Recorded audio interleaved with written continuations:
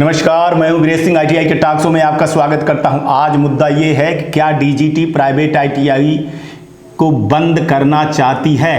क्या 15,000 private ITI के ऊपर बंद होने का खतरा मंडरा रहा है। तो इस पे आज हम बात करेंगे और ये जो खबर है, ये खबर जो है तो असर करेगी 100%। और हम जो दिखाते हैं वो तथ्य और सबूत के बेस पे दिखाते हैं। तो चलिए सबसे पहले जो फैक्ट है उसका पड़ताल करते हैं, क्योंकि हमारे शो का एक मतलब है कि जब तक हम सही रूप से पड़ताल नहीं करते हैं, और मैं खुद जब कॉन्फिडेंस नहीं अपने को ले लेता हूं और तथ्यों को देख करके जब तक मेरे को संतुष्टि नहीं मिलती है तब तक मैं शो नहीं दिखाता या शो नहीं बनाता हूं। मैं हर तथ्य बेस पे मैं शो बनाता हूं और इस फैक्ट को पड़ताल करने के लिए मैं एक ऐसे आईटीआई संचालक से बात करना चाहता हूं। पहले उसके बारे में बात कर लूं और उसकी क्या व्यू है जान लें। फिर इसके बाद क्या करीबन 6 बिंदु मैंने रखा है, जो 6 बिंदु प्राइवेट आईटीआई को बंद के कगार पे ले आ रहे हैं। तो चलिए सबसे पहले सुन लेते हैं। आप उसका ड्यूज के बारे में सोच नहीं रहे हो। बच्चा सर्टिफिकेट बाहर से निकाल, अभी एडमिट कार्ड बाहर से निकल रहा। अब आप बताओ, आप क्या कॉलेज का क्या वैल्यू रह गया।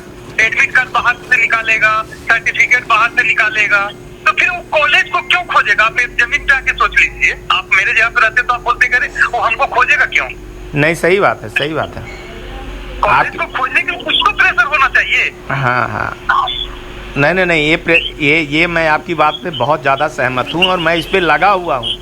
मैं इस पे, अगर आप मेरे शो देख रहे होंगे तो मैं लगा हुआ हूँ। कल भी मैंने आज के शो देखे होंगे कि मैं डीजीटी को छोड़ा नहीं हूँ।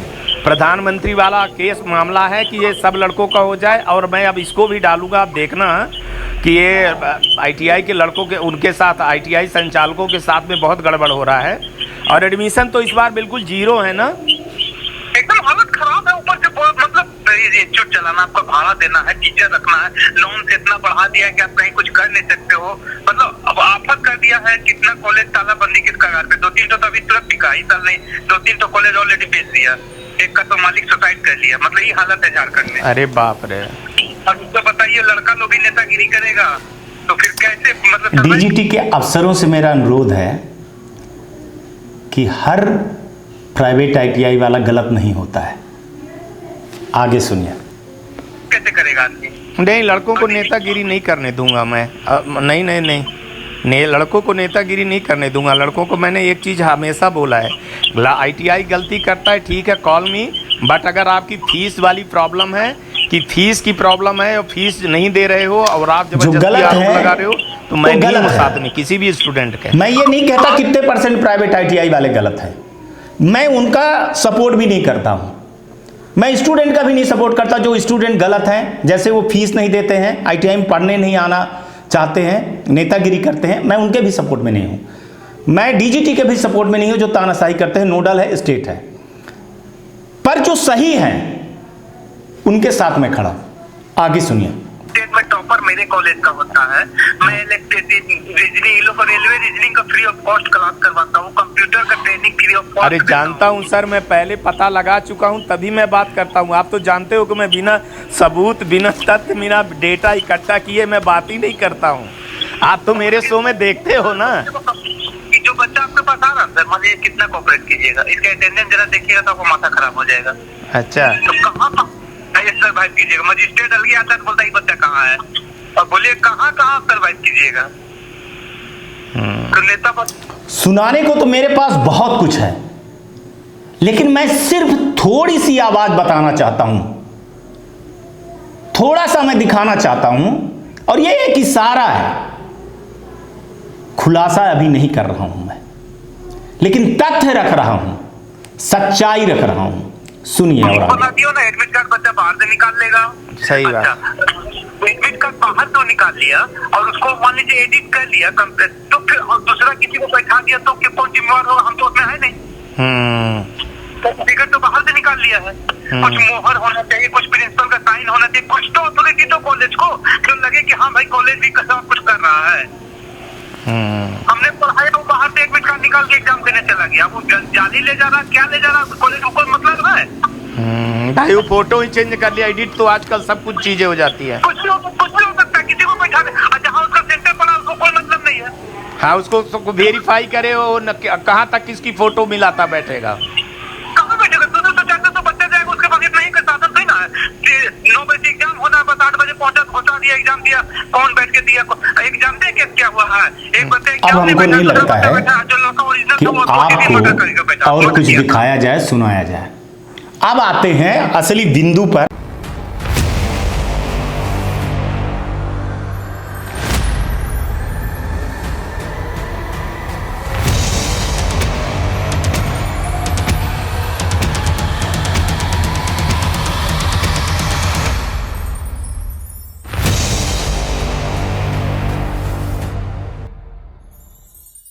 कौन से ऐसे कारण हैं जिससे लगता है, डीजीटी को लगता है कि ये शो पे क्या बोल रहा हूं, आईटीआई टॉक शो वाले वीरेश सिंह ये क्या बोल रहे हैं।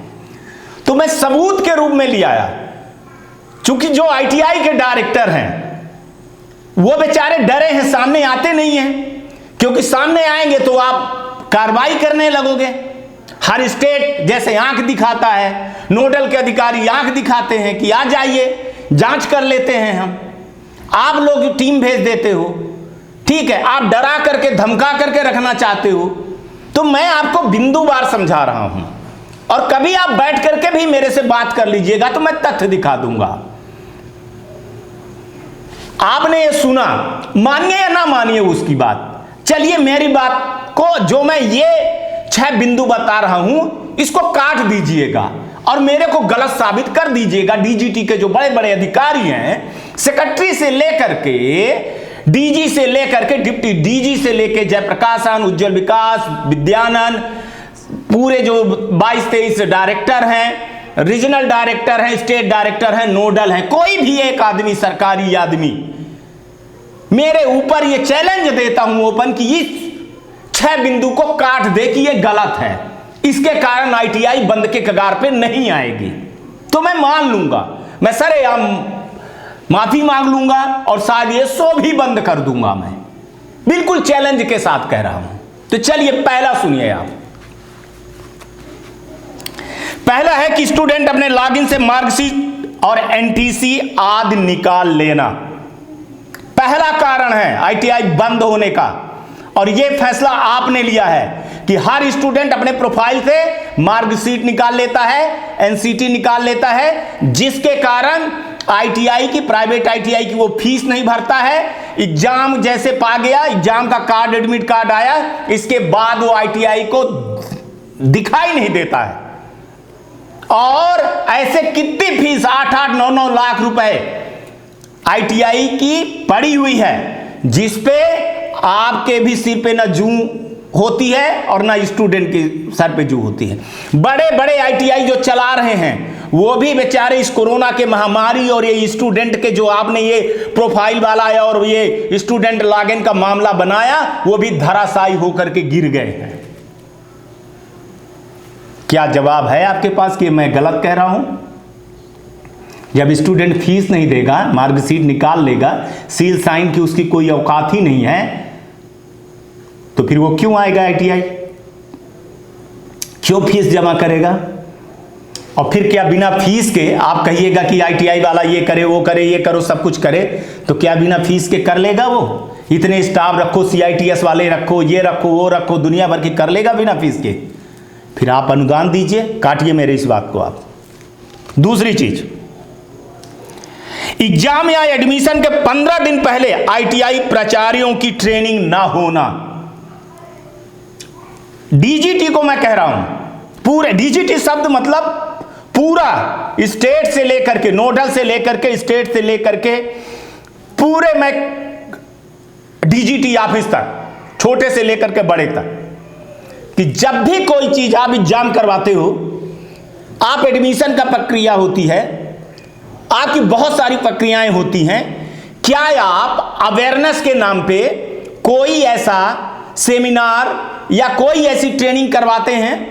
आप स्टेट से करवाइए। क्या आपकी एग्जाम लेने वाली एजेंसियां, जितनी स्टेट के लोग हैं, अपने अपने स्टेट या नोडल के लोग हैं, क्या वो उनको बुला करके 15 दिन पहले ट्रेनिंग करवाते हैं कि आपको ऐसे प्रैक्टिकल करवाना है, आपको बच्चों को ऐसे करवाना है, आपको ऐसे करवाना है, आपको ऐसे करवाना है, आप ऐसे करिए? क्या आपका कोई वीडियो बनता है?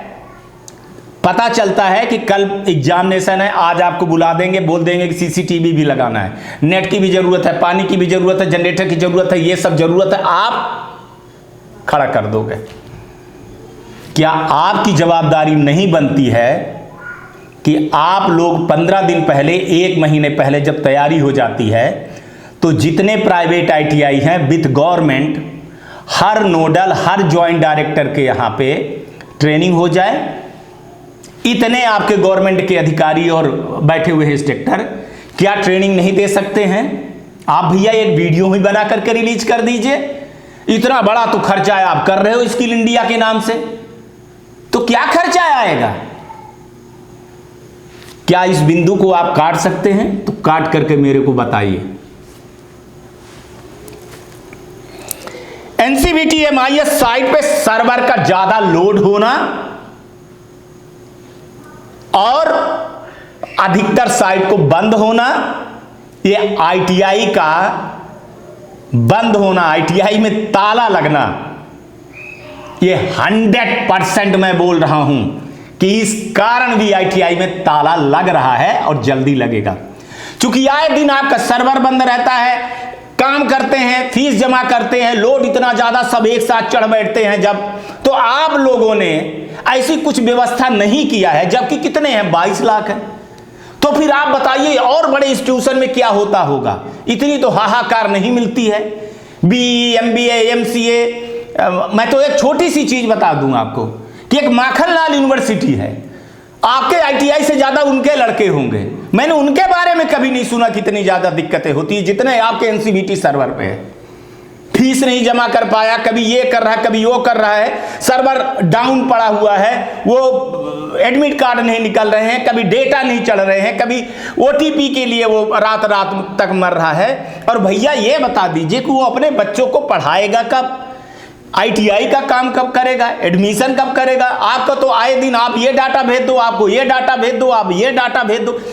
जब स्टूडेंट एडमिशन लेता है और एक बार आपका रजिस्ट्रेशन हो गया, डेटा चला गया, तो फिर क्या बार बार आपके पास ऐसी चीजें हैं कि बार बार आप डेटा मंगवाते रहो, बार बार डेटा आप चढ़ाते रहो? कर दीजिए, एक बार अप्रूवल कर दीजिए। जो आईटीआई वाला अप्रूवल कर रहा है उसका जिम्मेदार वो है, उसको लगाइए फाइन कि आप अगर प्रोफाइल चेक करवाओगे और गलत होगा तो मैं 1000 रुपए आप हमको दीजिए, मैं आपकी वेबसाइट खोलता हूं, आप वो करिए, सर्विस दीजिए, सर्विस का पैसा लीजिए। क्या आप इसमें मेरे को गलत साबित कर सकते हैं? क्या इसके कारण प्राइवेट आईटीआई में ताला नहीं लगेगा? नहीं लग रहा है क्या?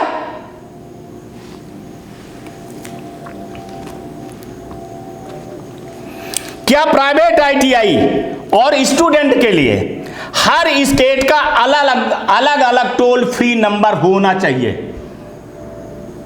क्या मैं गलत कह रहा हूं? आप एक नंबर दे देते हो, वो बिजी है, आपका मेल का कोई जवाब नहीं आता है, सुबह से शाम आपको फोन लगाते रहो। आप भैया हर स्टेट का, 23 स्टेट है, 23 टोल फ्री नंबर कर दीजिए। आप हर स्टेट का अलग अलग कर दीजिए, आदमी बैठा दीजिए। आप अगर ऐसा नहीं है तो आप स्टेट डायरेक्टर को दे दीजिए इतना पावर, हर स्टेट को, कि भैया ये यहां पे करें, वो लिखें और लिख करके सारी चीजें मेल करके आपको दे दें, आपका जो जवाब आए वो स्टेट डायरेक्टर के पास आ जाए। हर स्टेट के पास एक टोल फ्री नंबर दिलवा दीजिए, उसको अधिकार दिलवा दीजिए कि जो चीज बताए, या वहां पे एक काउंसलर बैठा दीजिए। है तो गवर्नमेंट में इतने कर्मचारी, करते क्या है सुबह से शाम तक? क्या ये बंद होने का कगार पे नहीं है? क्या ये बिंदु गलत है मेरा? साबित कर दीजिए। लड़का परेशान है, आईटीआई वाला परेशान है फोन करने में। चौथा पॉइंट हो गया ये। 5वां पॉइंट पे बताइएगा। एक देश, एक नियम, एक ड्रेस कोड और एक स्कॉलरशिप का ना होना। चलिए मैं ड्रेस मान लेता हूं, नियम कुछ है ही। स्कॉलरशिप के बारे में बात करवा दीजिए। अब मध्य प्रदेश का ही स्कॉलरशिप की ले लीजिए, मैं जहां रह रहा हूं 7-8 हजार रुपए मिलता है। बिहार का और राजस्थान का, उत्तर प्रदेश का और हरियाणा का देख लीजिए, कितना दे रहे हैं आप? 26,000 और 21,000। चलिए स्टेट का मामला है, मैं मानता हूं ये स्टेट का मामला है, इसमें आप मेरे को गलत साबित कर देंगे, लेकिन क्या आप स्टेट को लिख नहीं सकते हैं? स्टेट को बता नहीं सकते हैं? स्टेट को समझा नहीं सकते हैं कि हम एक स्कॉलरशिप पूरे देश में लागू कर रहे हैं, एक नियम हम लागू कर रहे हैं, एक जैसे चीजें हो रही हैं? क्या आप इसको नहीं कह सकते हैं? हम मानते हैं कि इस पे आप मेरे ऊपर जवाब दे दोगे, और मैं पहले दे रहा हूं कि आप कह दोगे कि अरे ये तो स्टेट का मामला है, हर स्टेट का अलग अलग रूल है, वो स्कॉलरशिप दे या ना दे। कई बार ऐसे लगता है कि महाराष्ट्र में नहीं मिलती है और कहीं नहीं मिलती होगी, लेकिन अगर आप एक जैसे स्कॉलरशिप कर देंगे, एक जैसे नियम बना देंगे कि एक जैसे स्कॉलरशिप मिलनी चाहिए, और सुनिए क्या है, आप इसमें तो मेरे को हरा देंगे, लेकिन इसके एक और पॉइंट को मैं बताता हूं, उसका आप जवाब दीजिएगा कि हम स्कॉलरशिप तब देंगे जब बच्चा पास हो जाएगा। आप लिस्ट लेकर के आइए, एडमिशन के समय पे जमा करिए, और जब बच्चा पास हो, जितने बच्चे पास हो उसका स्कॉलरशिप आप लेकर के जाइए। यह अभी उत्तर प्रदेश में हुआ है कि स्कॉलरशिप परीक्षा के बाद मिलेगी, उनको मिलेगी, संचालकों की मिलेगी, ये मैंने मुद्दा उठाया था, उस पर कार्रवाई योगी जी ने कर दिया। वरना स्कॉलरशिप लेकर के लड़के भाग जाते थे और प्राइवेट ITI वालों की सीटें भी जाती थी और पैसा भी चला जाता था। हर जगह की यही नियम था जब स्टूडेंट के खाते में जाती थी। तो क्या अगर यही स्कॉलरशिप ITI वालों को मिलने लगे, कम मिलने लगे, आप कहते हो कि ITI वाला फीस ले लेगा, पढ़ाएगा नहीं, मैं आपको एक चीज समझा रहा हूं कि आप उस ITI को तब देंगे फीस जब उसके यहां का बच्चा पास होगा। बच्चा नहीं पास है, नहीं देंगे स्कॉलरशिप। देखिए क्या रिजल्ट आता है, क्या आता है। इस बिंदु का भी जवाब दे दीजिएगा, इसमें ट्राई हो सकता है, लेकिन मैं मानने वाला नहीं हूं। 5वां पॉइंट, 6वां पॉइंट पे आइए। ITI upgrade grading CSR funding के लिए ITI को कैसे अपग्रेड करना है, कैसे ग्रेडिंग करना है और कैसे CSR फंडिंग की जाए ITI के लिए, कि ITI के लिए एक इंफ्रास्ट्रक्चर तैयार किया जाए, ऐसे माहौल तैयार किया जाए जहां लड़के अच्छे निकलें, अच्छी सी पढ़ाई हो, अच्छी ट्रेनिंग हो। उसके लिए आप कौन सा वेबिनार, कौन सा सेमिनार, कौन सा ऐसा अवेयरनेस प्रोग्राम कब कब करते हैं? आपके यहां के मैं एक चीज बता दूं, गवर्नमेंट ITI में मैं अगर खर्चे निकालने के बैठ जाऊं ना, इस पे गवर्नमेंट के ITI कहां जाते हैं? वो ट्रेनिंग के लिए गए हैं, कहां गए हैं? चेन्नई गए हैं। वो ट्रेनिंग के लिए गया है, स्टाफ कहां गया है? गुजरात गया है। वो कहां गया है? वहां गया।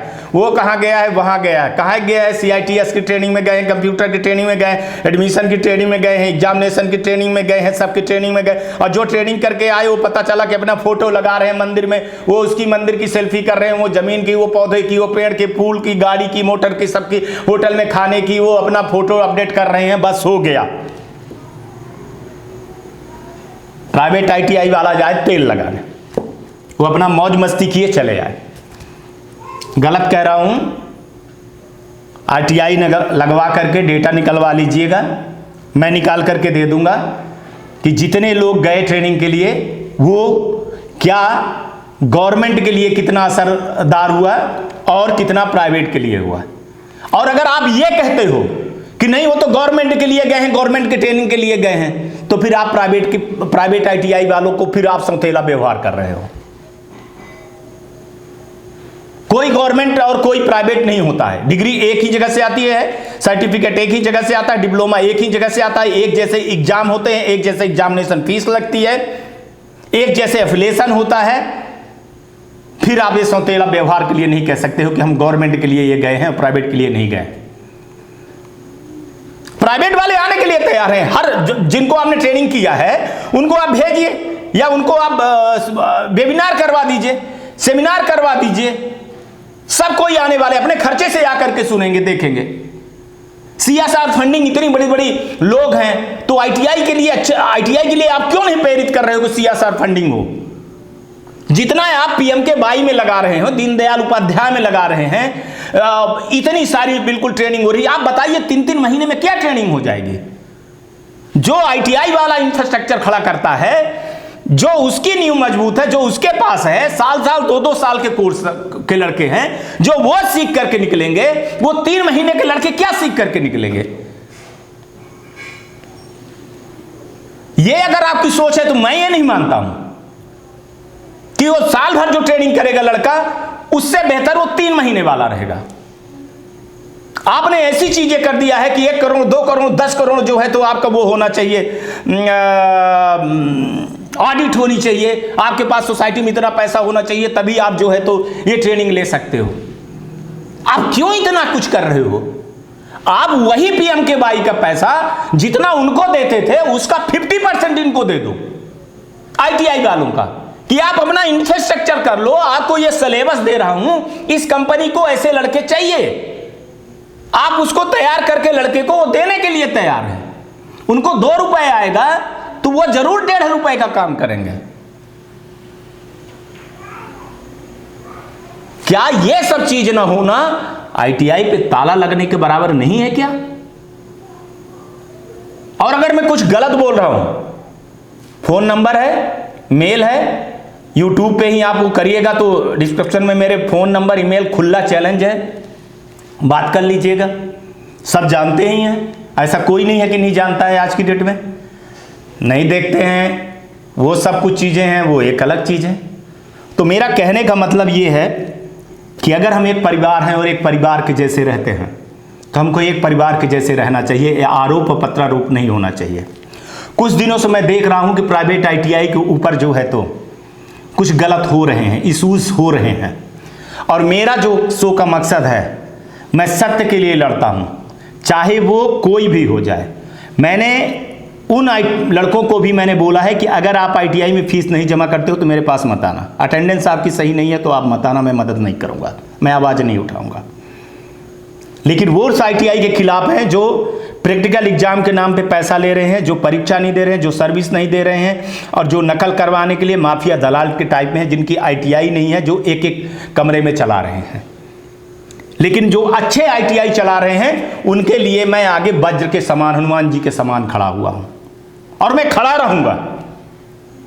हमारा उनसे संबंध है या नहीं है, हमारा उनसे संपर्क है या नहीं है, लेकिन जो सही ITI हैं उनके लिए वीरेश सिंह खड़े हैं, और जो गलत है उनके लिए वीरेश सिंह काल के बराबर है। सेम स्थिति, दुश्मन उसके साथ हूं मैं, स्टूडेंट के साथ दुश्मन हूं। अच्छे स्टूडेंट के लिए बड़े भाई हूं, खराब स्टूडेंट के लिए मैं दुश्मन हूं। सेम मैं DGT के लिए हूं। अच्छे काम में मैं आपका साथ दूंगा, गलत काम में मैं आपके पोल खोलूंगा, चाहे नोडल हो, चाहे स्टेट हो, चाहे सरकार। अगर मैं कुछ गलत कह रहा हूं तो आप मुझको बताइएगा, मेल करके बताइएगा, फोन करके बताइएगा, व्हाट्सएप करके बताइएगा। और ये ITI टॉक शो है, इसका मकसद ही है कि वो खबर दिखाना जिसका असर हो, और वो असर समाज पे हो, देश पे हो, राष्ट्र पे हो, और इस पूरी दुनिया पे हो, और ब्रह्मांड में हो। ये हमारी हर किसी की, हमारी ही नहीं, हर किसी की नैतिक जिम्मेदारी है, और किसी ना किसी को तो जिम्मेदारी लेनी होगी, और किसी ना किसी को तो आगे आना होगा। ये ITI टॉक शो है। आप बताइएगा कि कैसे लगा मेरा प्रोग्राम, और किस तरह से मेरा ये जो है तो शो पे और कैसे आपके मुद्दे आए, उसके लिए आप हमको लिख सकते हो, आप हमको मेल भी कर सकते हो। मेरा मेल है, उस पर आप जैसे क्लिक करेंगे डिस्क्रिप्शन बॉक्स पे तो वहाँ पे मेरा मेल भी है, और मेरा जो है तो नंबर भी है। आप मेरे से बात कर सकते हैं, मेल कर सकते हैं, व्हाट्सएप कर सकते हैं। नमस्कार, जय हिंद, जय भारत।